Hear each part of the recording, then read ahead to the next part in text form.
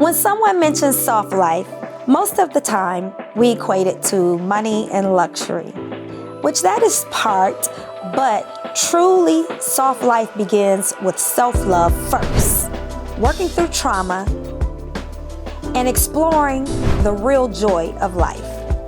It's a life free of stress and full of purpose. My name is Miracle. I'm a business owner and educator. My guest and I would like to let you in on some soft life secrets. Today, I have special guests Alicia Williams and Charles Johnson, and we'll be tapping on communicating in a soft life setting. How are you doing, Alicia? I'm phenomenal this morning. Thank you. Okay. Can you introduce yourself? Yes, I am Alicia Williams, the owner of the Dazzling Diva Collection, an author, a wife, a mother, a serial entrepreneur. You name it, I do it all. Charles. Hey, thank you for having me. I'm Charles Johnson. I am an entrepreneur as well, owner of Integrated Security Technologies, a low voltage integration company. I'm also a baseball, softball coach for the youth as well. Okay. All right. I brought these two guests together to talk about communicating in a soft life setting because Miss Williams definitely lives a very soft life. So, in your opinion, what does it mean to live a soft life, Alicia? For me, a soft life is simply putting me first. One of the things, at being a wife and a mother of 18 plus years, I've always put my husband first. Still do. Let's get it correct. I put my husband and my children first, but I will sometimes put myself on the back burner. And I've learned to, I've got to take care of me first. Mm-hmm. And so not rescheduling my joy. That is important to me. Take the trip, sis. Book the trip. Right. Just simply doing things for me. A lot of women talk about self-care. I don't think it's necessarily self-care. Right. It's self-maintenance. And so I believe in just taking care of the whole woman, which is me. Okay. Mm-hmm. All right. Charles, what role does communication play in a soft life to you? Well, first, let me just say that to me, a soft life is enjoying the small things. Mm-hmm. Let me also say this: that up until about a week ago, I'm not a big social media guy. I had no idea what the term meant at all. After doing extensive research, i.e., Googling, I was able to see the term, and like Alicia just said, it's about enjoying the small things and putting yourself first. In a relationship setting, when it comes to communicating, I think it's important that we all put ourselves, make sure that we enjoy the small things. A walk in the woods, a cup of coffee, a cup of tea. I just think that that enjoying that is so important when it comes to that soft life setting in a relationship. Okay. Miss Williams. Yes. I keep wanting to call you by your maiden name. What does communication, how does that play a role in your marriage? Communication is key. With maintaining a soft life. With maintaining a soft life, even for me, I just simply communicate with my husband. We talk about things. Mm-hmm. And I think that's where it's missing for, a lot of couples is that I'm just going to do me. You can do you, but at the same time, I want to respect my husband in the process and say, hey, today, this is about me today. Right. Are you okay with that? And when you can do that, he still feels like he's the man in your life. Mm-hmm. He's that significant other. Even when it comes to my children, I still want to communicate and say, mommy just need a little time today too. Can you give me that hour? And so when we talk about communicating with each other, it's just simply being open and honest. And that is what we don't do enough of. Okay. Mm-hmm. So this is really what I want to tap into. Mm-hmm. You being what they call a boss chick. How does that play within your marriage or your relationship as it coincides with soft life? Because, of course, you got to be a boss chick on the everyday. Mm-hmm. On the up and up. Mm-hmm. But how do you soften it up to let your husband be the man? You know what? It never stops. Let me just be honest. It never stops. I think me truly being that alpha female, I'm constantly on the go. I've got to handle business 24/7. But a lot of times I just want to, I don't have my hair. So I was about to say, let my hair down. Yeah. But for years, I just want to simply be Alicia, not Alicia the boss. Does that make sense to everybody? I just simply want to be me. So when it comes to my relationship, it's the open communication. My husband highly supports me in all that I do. He knows that when I'm handling business, she's handling business, and he's going to support me 1,000%. But he also knows that I see him as the man in our household in all things that we do. Okay, great. And I'm glad you said you being an alpha female, because I was going to ask you, do you consider yourself as an alpha female living a very soft life? Yes, I do. And I think it just comes from my upbringing. I come from a huge family. I watch my mom and my parents, they're still married. They've been married for 47 years. So I watch my dad handle everything, but I also watch my mom, who was a stay-at-home mom, who never had to work a day in her life, but she was still that woman in the household.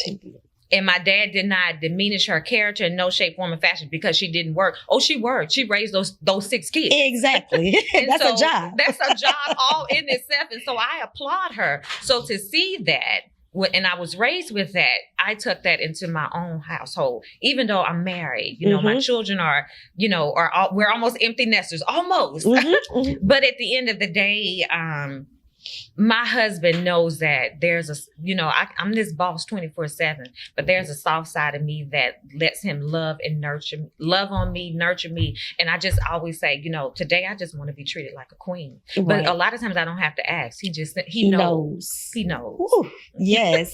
So you basically come from a soft life. Okay. All right. Charles, how do you feel about that? So I'm careful when it comes to the term alpha female, because and I'm careful with that term because I love a dominant female. I love a bold, hardworking female.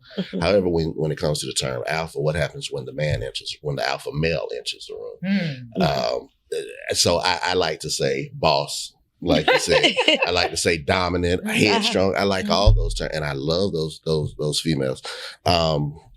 I've got a little experience myself with relationships right now. I'm dating a headstrong female, a 6-figure female that has, in her previous relationship, ran the household, but she loves to let her hair back, as Alicia said, and just be herself, and let me be the man and make those and drive the car, as I would say. Right. So I guess incorporating soft life into this, I want to make some of the things that I looked up. Some people misinterpret soft life as not working hard. Right. I see that a lot when I do look on social media. And to me, that the relationship, just keeping that relationship to the point where you guys are almost empty nesters, that let me know that you've got some years involved. That's work in itself. And now, once you become an empty nester, you can enjoy more of a soft life. I just want to let it be known that don't misconstrue soft life for lack of hard work and enjoying things that you can enjoy without that hard work. So. Okay. Now, prior to you dating the female that you were dating, a lot of the women, as a successful Black man in Atlanta, where every woman is trying to come up. How was that for you? Because everybody wants that soft life. And like you said, you found someone that is just as dominant, hard worker, and now she can just let her hair down. How is that? Well, 20s and 30s was a liberal. I've been an entrepreneur since I was 15 years old. I've been a successful entrepreneur since about 21, 22 years old. So dating life in those ages when you're not a grown man yet is adventurous, to say the least. One thing that I'll say that a lot of people don't take into consideration, and I may get in trouble for this, but as men, we don't fully mature until sometimes 35 years old. And with that, it took me until about 40 to say, hey, you know, I want to be serious with someone, and I want to build something with someone. And so my selection followed that. You know, if I was to meet someone that, you know, it didn't matter what she did, it didn't, as a career, if she didn't have that mindset of, you know, let's work hard now so we can play later, let's build something, then, you know, it didn't last long.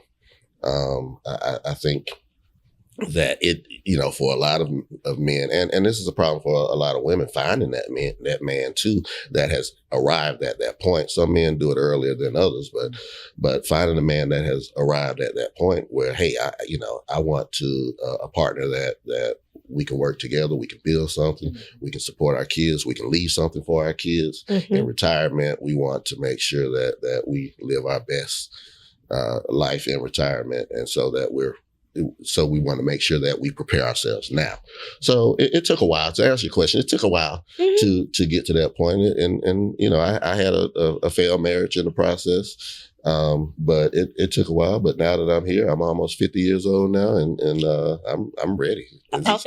You ready? This is the best part of my life. You ready to give your queen a soft life? Oh yeah.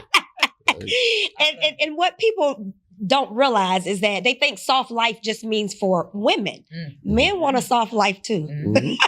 They want a soft life, a life of stress-free. Exactly. Stress-free, yeah. You know, especially if they bringing home, you know, coming working all day, taking care of the family. Hey, they home is their sanctuary. So I think with me, in my experience, it took me to the age of almost 50 to realize what a soft life was. Because me being a dominant female, I was always put in a role to have to lead. But I was raised by a leader. So it was hard to like, where are the men? What's going on? Like, and I talk to friends about this. Our men don't know how to communicate. The communication is what I have found to be an issue.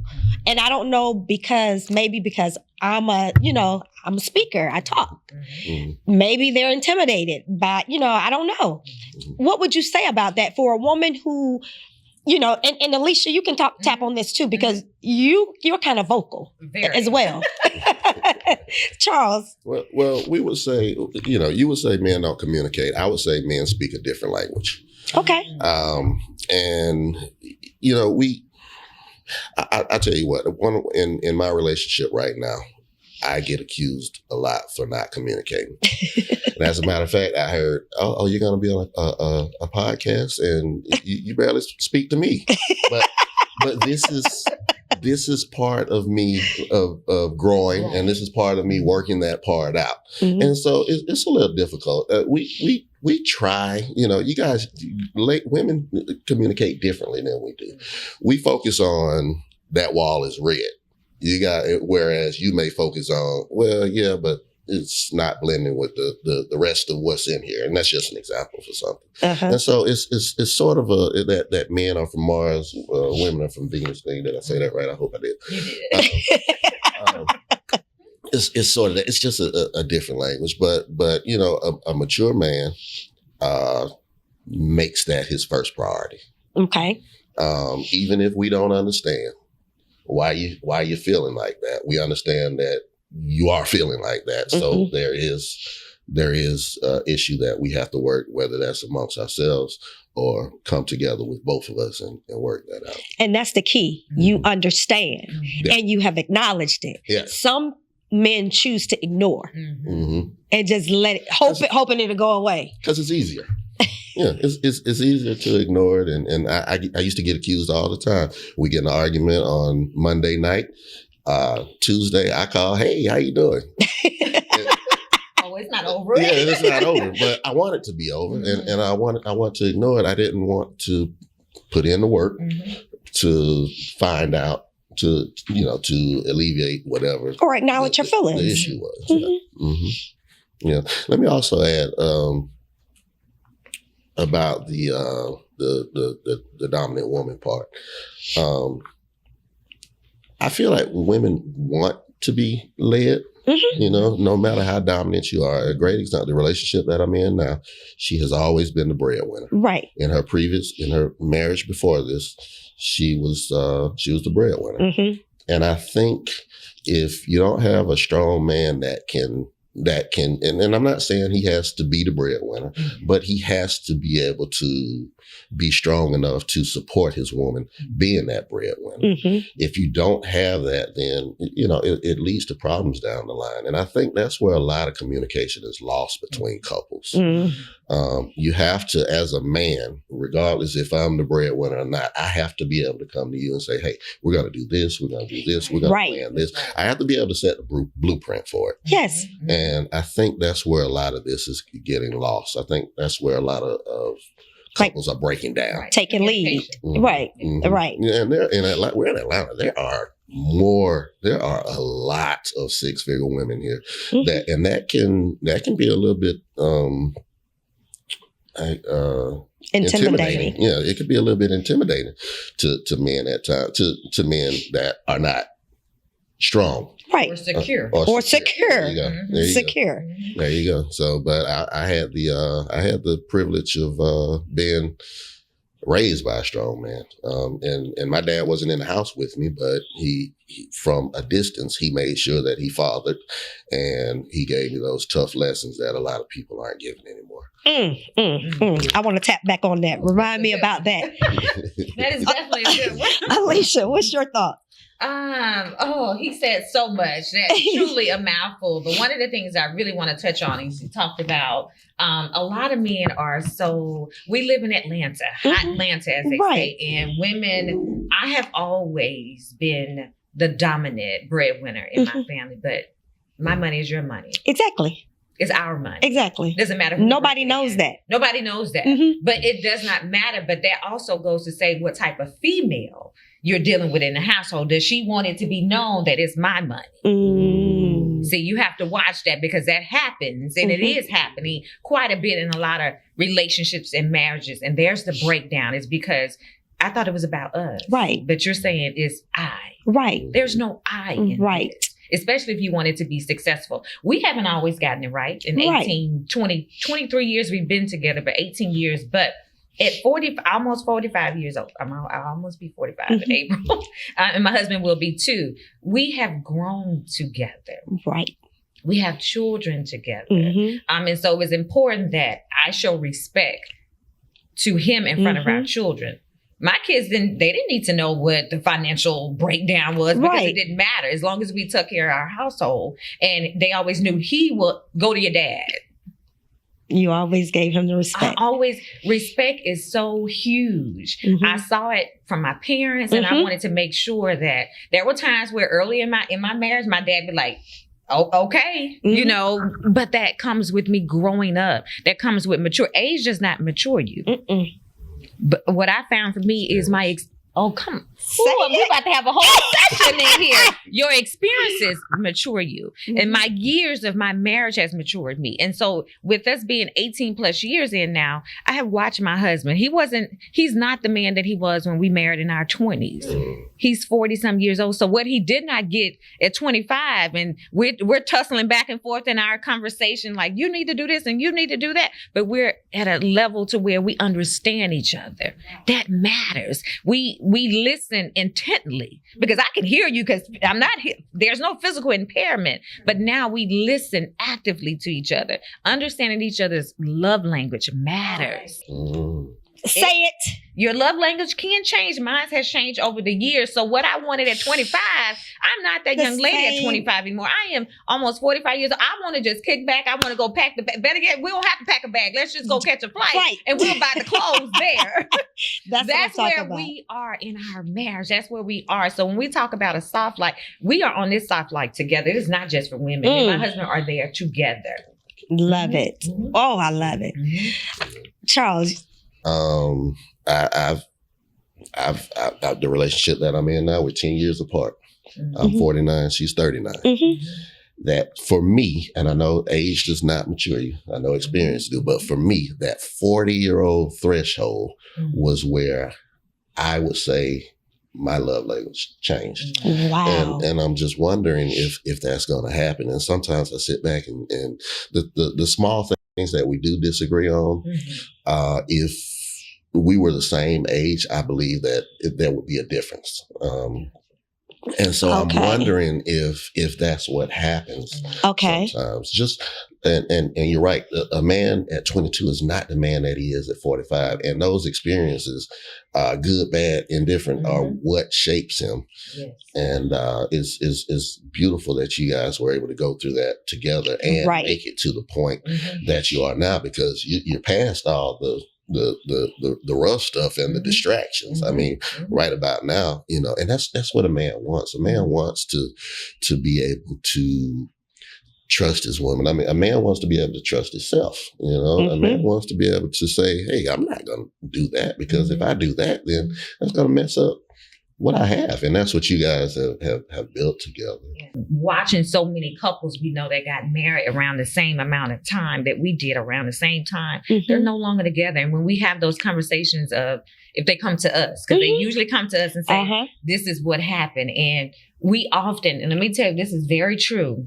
Whenever we get a phone call or someone has decided to split, man, my husband immediately go into prayer. Oh, say it. Take your time.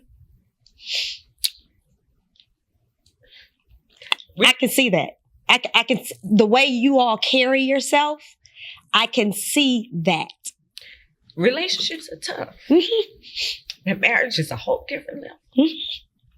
And when you are experiencing certain things, it's important that you have the right people around you, baby. The devil is busy. And he's even more busier when you are in the space where you're thriving. Yes. And you're thriving together, because that's what America does not see or show. Can I have a tissue?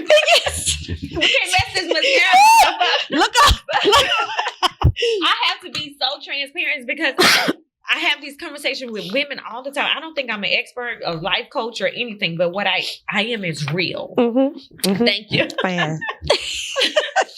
Relationships are hard, but marriage is even harder. And it takes the commitment of two people understanding that I'm not going to be who I was 10 years ago. And we have to be okay with that. So understanding that we're growing together. And when you grow together, we have, like I said, me and my husband have these conversations, and they're hard conversations. I feel like the older we get, the harder those conversations are, is because we both see each other changing. And change is not always easy, but in a marriage, you have to decide, is it worth it? Are you willing to stay in the long haul? Because the pastor said, for better or for worse, through sickness and in health, we have been through all of it. And I love the fact that he loves on me. He listens to me. And I'm the fuss box. I'll be honest, I'm the most vocal one, but the soft girl in me sits back and listens to him without him saying a word. Because my husband is very soft-spoken. He's very quiet. But he's a man. A man's man. Like, baby, say it. In every form of the word, he's a man's man. And I love that about him, because, like you say, he's going to communicate with me completely different from how I communicate with him. And that was hard for me in the year. What do you mean? Well, I need you to come right back. It could be 24 hours before he says something. Right. And I wasn't okay with that. But because I know him, I have grown to understand him over the last 18 years. I've had to say, Lisa, that's what everybody knows me as. This is who he is, not who you want him to be. Ooh, you allowed him. Stop expecting you from him. I am still learning that today, because that's just who we are. If you're at the position, I got this together, child, please. That's why you're in the position that you're in today, is because you think you have it all together. I don't have it all together. I'm telling the world I don't have it all together. But I tell you, with God in our life, who has everything, we don't make a move without him. That is why we still are going strong. We still do. So that's important. You touched on y'all faith. Mm-hmm. So I'm hearing that y'all pray about everything. Have to. Y'all walk together. It's a walk together. It's a faith walk together. Baby. Have to. That's it. I mean, that's it. There's no other way to put it. When I say that our marriage has been built on faith from the very beginning, because I was raised in the church, he was raised in the church. That's what's called equally yoked. Equally yoked. Do we get it right? But as I often say, my maiden name is right. We don't always get it right, but we always do what's right. Okay. Hey. By God. And that's why we are here today. That's what's important, I think, to find somebody that's equally yoked with you, because I've been married twice and divorced, and I feel like we weren't equally yoked as far as that spiritual connection. So whereas when times got hard, I knew how to pray. But if you praying solo, you only praying for yourself. Come on. And it wasn't going in the right direction. And so I feel like that's what's very important now, So how do you feel about that, Charles? So at this point in my journey, I have not grasped the spiritual part of it. Okay. I was raised in a very spiritual household. My mother, we went to church every Sunday, Wednesday, vacation Bible school. I was raised in a very spiritual household. But I think what I find now is that I have been so focused on my work and the results of my work. I'm always thinking about, what's happening tomorrow? What do I need to do today to make sure that tomorrow goes right? And in the process of that, you kind of forget the spiritual part of it. My partner that I'm with now, she was raised in a spiritual household, and she attends church more than I do. But one thing you said, it takes two, and she realizes that I'm not there yet. Okay. And so she throws it at me a little bit, which I'm receptive of it. And here's why. Because I know that it takes more than just the work that we're putting in to make this successful. See. And so I'm receptive of it. I just haven't got there yet. But believe me, I do realize the importance of it. I realize the blessings that come with putting your faith in that. In my journey, I just have not dove completely in with my partner, but it's coming. But you're open, and one thing that you said is that you were raised that way, and even though you may stray away, you still know how to come back. Oh yeah, and so. It'll get there. Yeah. I think with me, I've always been the one trying to lead, and I just want to be led. I just want to be led. I just want to be that submissive wife and just know that everything is taken care of when I turn my head. Yeah, that's all. Yeah. That's all. And because like you, I come from a 2-parent household. A man's man raised me. And so I don't know anything different. And it's hard when you have women like myself who have been divorced or who has never been married that are looking now at the age of 50. It's hard because most of the men are who they are. Yeah. At this point. At this point, they are who they are. So what advice would you give on that, Charles? Well, you still got men at 50 that are still learning off of their experiences. You may have a man that was on the opposite side of your first or second marriage in another marriage. You know what I mean? So he may have been that partner that did the same things that your ex-husband did. And he may have learned from that. So when you say that you want a man's man, you want to just be comfortable, that's a lesson that we have to get to. That as men, we have to get to that. Some of them are fortunate, like your husband, to be able to do it inside of a successful marriage. Some of them are not, but that's not to say that we can't. You know, that's something that happened to me. You know, I had a unsuccessful marriage. You know, I learned off of it. I'm still learning off of it. I learned off of my girlfriend's ex-husband. We're very good friends, and I learned off of some of his actions what works and what probably ran her away. You know, and so, but you could very well meet a man at 50 years old that's in that same boat. You know, because we do, at the end of the day, we do want and need a partner to take us to that next level of that soft life that we're talking about right now. And so they're out there. You just, it's Atlanta. If you're somewhere in a dating scene, then that's what people are there to do. They're there to date. Okay. They're not necessarily there to meet the woman of their dreams. A lot of that stuff comes upon by accident. I think that's where people get a little discouraged is going to the dating scenes. Right. When I met the woman that I'm with now, I was not looking for anybody, and she wasn't either. And we were forced to kind of, you know, hang around each other until it was like, oh, okay, let's see what you know. So there's hope, you know. There's hope. There you have it. He says there's hope. Well, this has been nice for me. I wish we had hours. I gotta bring y'all back. I'm telling you, this topic is one of the most sought out topics, the communication piece. And I think a lot of people, that's where they're missing it. The communication is the foundation. It is.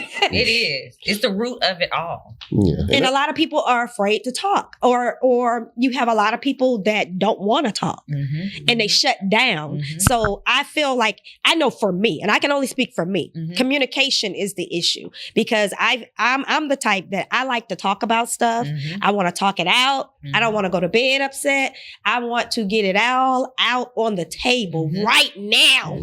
Okay.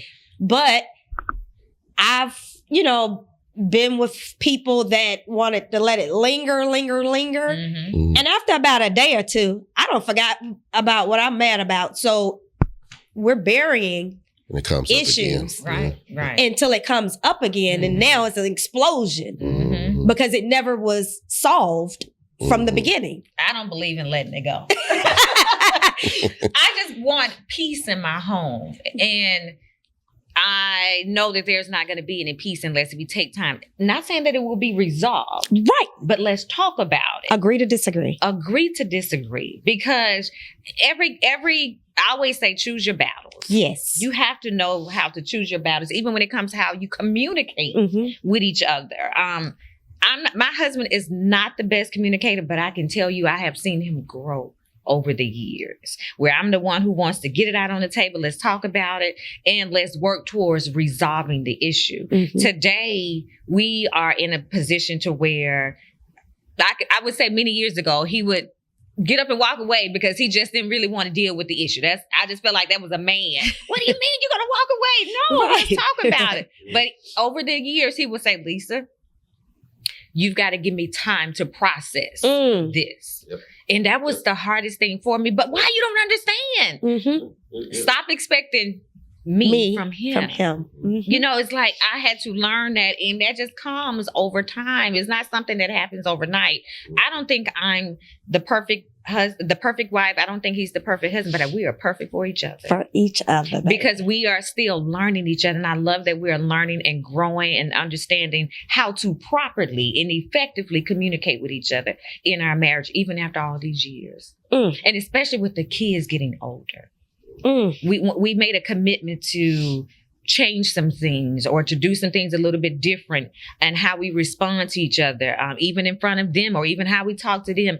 It is a 360. And so we don't get it right, but we always do what's right. Yeah. I love it. I love it. Y'all heard it here at Soft Life Secrets. Where can they find you, Alicia? You can find me on Facebook at Alicia Williams, but you can also find me on Instagram at I am _Alicia A. Williams. Okay. Charles, where can they find? Look, do you want to be found? Oh, no, not Charles. Anybody can tell you, I am not a social He's media not person. social However, media. I do remember my Instagram handle is at CJ Electric 1. I do remember that. Yeah. Okay. Yeah. All right. Any closing? Just remember that communication is key. Mhm. To live a soft life, you have to first be soft in your heart. Be soft with understanding, and give yourself grace and give those in your life grace. And I guarantee you, things will begin to work out and manifest the way that you would want them to. I love it. Thank you all. I'm sure for I'm going to having me. have you all back. I definitely want to have you and your husband Okay. back on. Charles, hopefully I can get your significant other to get on here Yep. and hear from her. Yep. But thank you all for joining me today. Thank It's you. been a pleasure, Thank you. and we will see you soon. Yeah. Thank you. Thank you. Thank you for having us. All right. Thank you for See having y'all. us.